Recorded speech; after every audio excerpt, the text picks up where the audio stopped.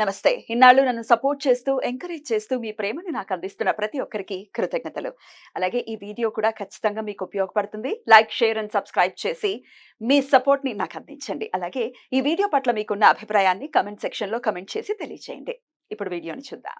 నమస్తే. Welcome to our channel. నేను పద్మిని. ప్రస్తుతం మనతో పాటు ప్రముఖ ఆధ్యాత్మికవేత్త, జ్యోతిష పండితులు, అమ్మవారి సేవకులు, దత్త గణపతి ఉపాసకులు మురళీధర శర్మ గారు మనతో పాటు ఉన్నారు. మాట్లాడదాం. మురళి గారు నమస్తే. మహాదేవ శ్రీమాత. వశీకరణ అనే మాట డెఫినెట్ గా చాలా ఒక రకంగా భయం వేస్తుంది. అమ్మో, వశీకరణ అంటున్నారేంటి? కానీ ఖచ్చితంగా వశీకరణ అనేది దాంట్లో కూడా ఎంతో కొంత ధర్మం ఇమిడే ఉంటుంది. ఎందుకంటే ఒక భార్య భర్తకి వశమై ఉండాలి, ఒక భర్త భార్యకి వశమై ఉండాలి, అలాగే పిల్లలు తల్లిదండ్రులకి వశమై ఉండాలి, మన మాట మన కంట్రోల్లో ఉండాలి, మన వశమై ఉండాలి, మన మాట మన చర్యలు మన వశమై ఉండాలి. సో వశీకరణ ఏదో దాంట్లో నెగిటివిటీ ఏం లేదు, పాజిటివ్ కూడా ఉంది, మనం ఆలోచించే కోణాన్ని బట్టి ఉంటుంది. వశీకరణను మీరు ఎలా చూస్తారు? ఇప్పుడు చెప్పినటువంటి సిచ్యువేషన్స్, నా భర్త నా మాట వినాలి, అది కూడా దాంట్లో ధర్మం ఉండాలి. నా అత్తగారి వెళ్ళిపోవాలి ఇంట్లో నుంచి, ఆడపడుచు ఇట్లా బాధపడాలి, ఇట్లా కాదు. దాంట్లో ధర్మం ఉండి నా పిల్లలు నా పిల్లల మాటలు వినాలి అంటే తల్లిదండ్రులు ఎందుకు అనుకుంటారు? ఉజ్వల భవిష్యత్తు ఉండటం కోసం.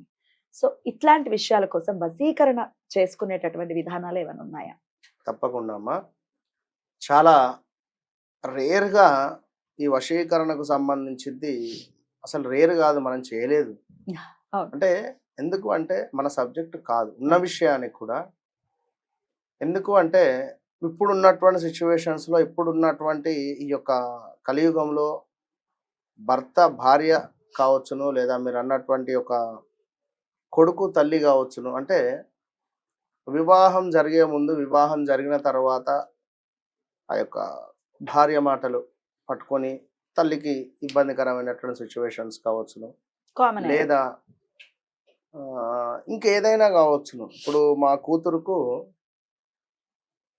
ఈ యొక్క అల్లుని తరపు వారు కొంతమంది పెట్టినట్టుగా ఉంది గురుగారు. అంటే వశీకరణ లైక్ రిలేటెడ్గా మా ఇంటికి అసలు రావడం లేదు, మా మాట వినడం లేదు అనే విధంగా మాట్లాడడం కానీ, అసలు మా కూతురు మమ్మల్ని మర్చిపోయింది అనేటువంటి విధంగా కానీ తల్లికి ఎంత బాధ అనిపిస్తుంది. ఇంకా ఒకవేళ భార్యాభర్తలలో మరొకరు వచ్చి కొంత మా భర్తను నాకు కాకుండా చేస్తుందనే విధంగా, లేకపోతే చేసుకుంటుంది వశీకరణ చేసుకొని, ఇలాంటి సిచ్యువేషన్. ఎందుకంటే ఎన్నెన్నో కాల్స్, ఇవేనా పిచ్చిలేసిపోయేటువంటి కాల్స్ అనకూడదు కానీ ఎన్నొస్తాయండి సుమారుగా? ఎన్నొస్తాయి పర్సెంటేజ్ రేషియో లాగా చూసుకో? రేషియో లేదు, ఏం లేదు. దండం పెట్టేసారు. ఎక్కువ డబ్బు ధనానికి సంబంధించింది. ఈ రెండవది ఇవే నెంబర్ ఆఫ్ కాల్స్ కూడా అమ్మా ఇవే వస్తవి. సో ఒకడు కాల్ చేస్తారు, ధైర్యంగా అడిగేస్తారా మిమ్మల్ని? డైరెక్ట్ గా ధైర్యంగా అదే ధైర్యంగా రకాలుగా అడుగుతారు. నాకు ఇట్లా వేరే అఫేర్ ఉందండి, వర్కౌట్ అవ్వడం ఎట్లా అని అడుగుతారు. సిగ్గు అని అనిపించదా? ఇక అది ఏం చెప్తాం. రైట్. సో ఇంకెట్లా గురుగారు అండి మాట్లాడేది, కొన్ని కాల్స్ నేను ఎత్తుతా, ఏం చేయాలి తప్పదు. ఎందుకంటే కొన్నిసార్లు కాల్ డైవర్ట్ ఉన్నది. సో నేను లిఫ్ట్ చేసినటువంటి సందర్భాలలో పాపం వారికి నేనా తెలియదు, మాట్లాడేవారు ఇంకెవరా తెలియదు. నేను ఒక అమ్మాయిని ప్రేమిస్తున్నా, ఆ అమ్మాయి ఒక 6 నెలల నుండి నా మాట వినడం లేదు, నా మాట వినేటట్టుగా కావాలి, అవుతుందా? ఏంది అయ్యేది? బూడిద ఏంది అయ్యేది మరిగా. అంటే అసలు ఎవరితో ఏం మాట్లాడాలి, ఇది మాట్లాడేటటువంటి మాట కాదా అనే విచక్షణ కూడా ఉండట్లేదు జనాలకి. వాళ్ళు అనుకున్నది జరిగిపోవాలి అంతే. వాళ్ళు తినేటువంటి ఫుడ్డా, వారు పెరిగేటువంటి నేచరా, అదే ఏంది అనేటువంటిది మనం చెప్పలేం, కానీ అది ఉంది. అది మెచ్యూరిటీ లేకుండా ఎట్లా మాట్లాడుతుంది. దీని వల్లనే వశీకరణ అనేది నెగటివ్ గా వెళ్ళిపోయిందేమో అని అనిపిస్తుంది నాకు. ఇప్పుడు ఇందాక నేను తీసుకున్న ఎగ్జాంపుల్స్ ధర్మబద్ధమైనవే కదా. అందులో ఇప్పుడు మనం స్వామికి, ఈశ్వరుడికి వశమై ఉండాలి అనుకోవటంలో తప్పే ఉంది. ఎలా అండి, నేను స్వామికి దగ్గర అవ్వాలి, నేను ఆయనకు వశం అవ్వాలంటే ఏం చెయ్యాలి అని అడిగితే ఎంత అందంగా ఉంది. ఇట్లా ధర్మం ఇమిడి ఉంటే ఓకే, దానికి ఏం చేయాలి చెప్పండి.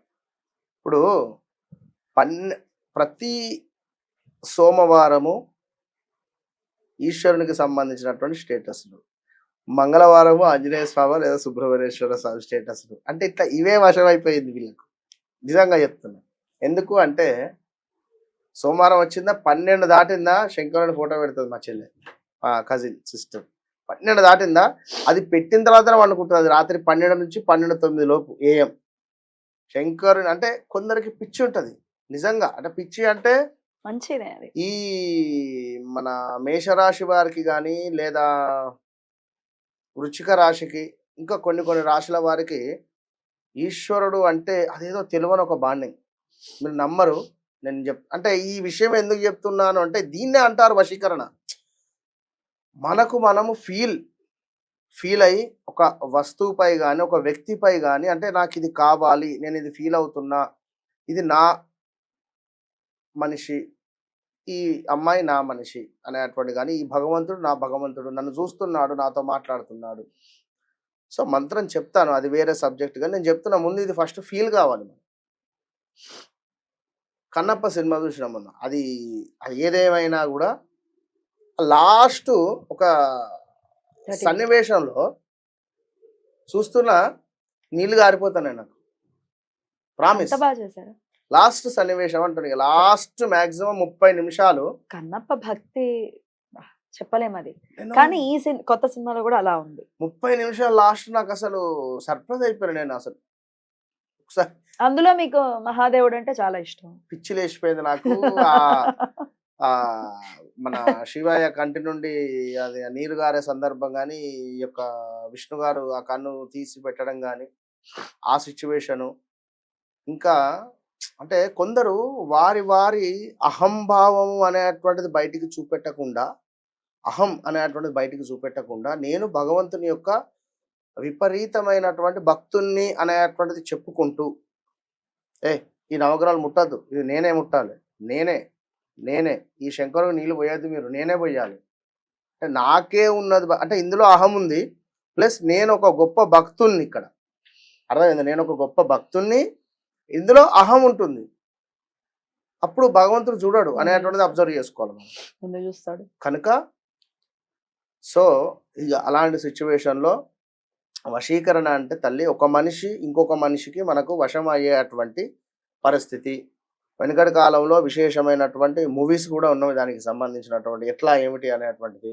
ఇప్పుడు మనం చెప్పేటువంటి ఈ మంత్రాన్ని ఎవరైతే ఒక 10,000 సంఖ్య జపం చేయాలి, 10,000 సంఖ్య జపం చేసి ఒక యాపిల్ కానీ లేదా ఒక తాంబూలం కానీ మాక్సిమం 11 days అయిపోతుంది. చెప్పే చిన్న మంత్రం ఒక్క రోజు సుమారుగా ఒక 5 hours చేసుకోవచ్చు.